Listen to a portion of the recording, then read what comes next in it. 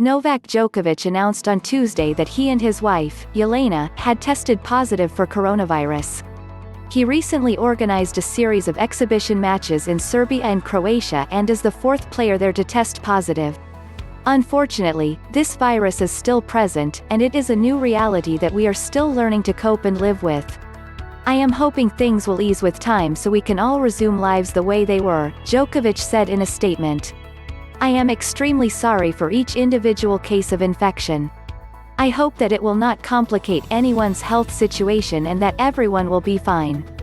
As the Associated Press noted, Djokovic's stance on tennis's handling of the pandemic has been a recurring story since professional tours were suspended in March.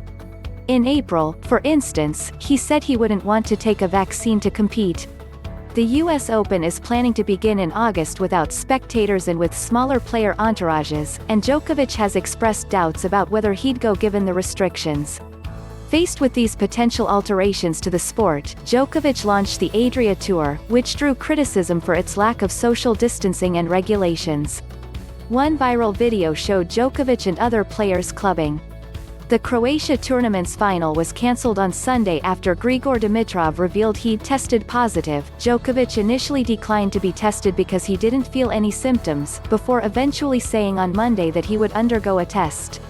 Some of those decisions have come into renewed focus this week, the British player Dan Evans said in a press conference on Monday. I don't think you should be having a players' party and dancing all over each other and then two very good players test positive, referring to Dimitrov and Borna Coric. The fallout could continue to reverberate in the sport.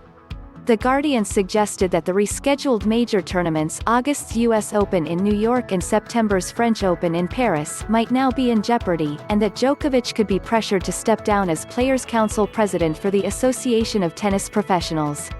More great stories from Vanity Fair. Author Uzodinma Iwila on white signs at black protests. George Floyd was killed in my neighborhood, 15 years after Katrina. A second storm, coronavirus, hits New Orleans. How Meghan Markle decided to finally speak out about George Floyd. Nikita Oliver on Seattle's extraordinary protests and what comes next. Where J.K. Rowling's transphobia comes from. From the archive, the origin of Strange Fruit, Billie Holiday's ballad against racism. Looking for more?